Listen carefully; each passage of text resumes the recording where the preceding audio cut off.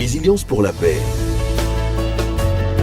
est un projet quinquennal financé par l'USAID et mis en œuvre par Equal Access International, EAI, pour renforcer la résilience des communautés face à la menace de l'extrémisme violent dans les localités frontalières du nord de la Côte d'Ivoire.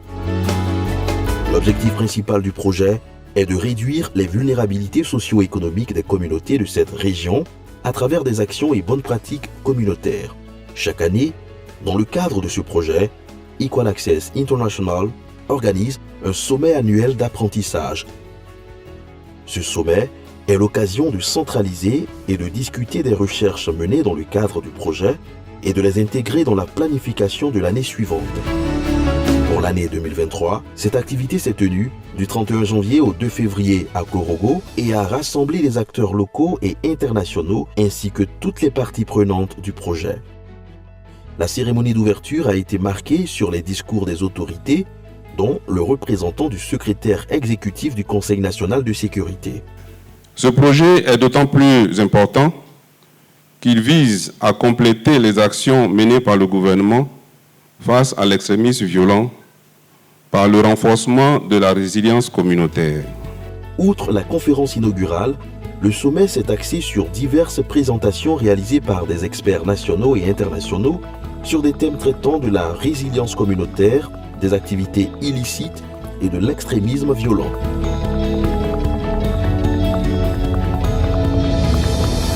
Le sommet s'est aussi articulé sur les travaux de groupe où les participants ont pu s'exprimer.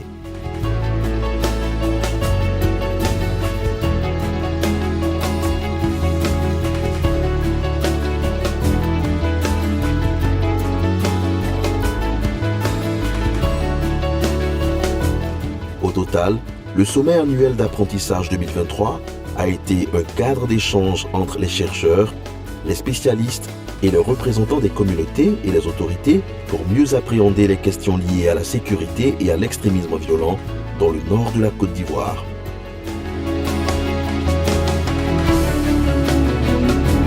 Je voudrais juste vous dire que nous sommes ici après un travail que nous avons fait en commun avec l'USAID et Equal Access.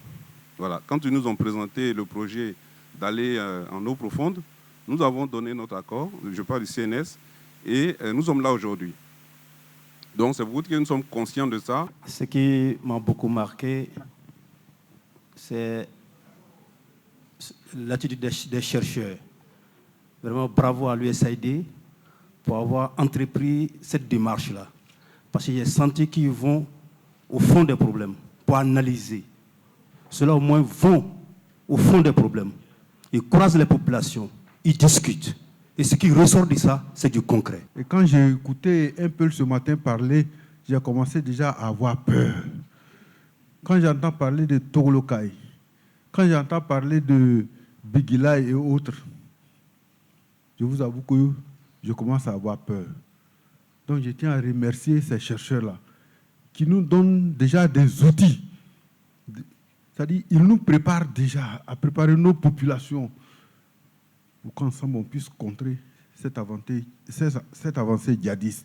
C'est une tradition chez eux que les dozos doivent être des hommes en armes. Si l'État prend les dispositions pour les désarmer, soit les populations, soit la communauté internationale, soit les ONG vont crier à des services de l'État et à des frustrations contre ces populations-là. Comment est-ce que les sociologues peuvent nous aider à résoudre ce problème-là? Ce que je souhaiterais, c'est que toutes ces petites vidéos-là, si on pouvait les compiler, qui allaient nous servir d'outils pour des sensibilisations de nos populations. C'est vrai que les chercheurs ont passé dans chacun de ces villages, mais quand on se retrouve ensemble dans cette salle, quand vous allez présenter des images comme ça à des populations frontalières, elles vont prendre la chose au sérieux.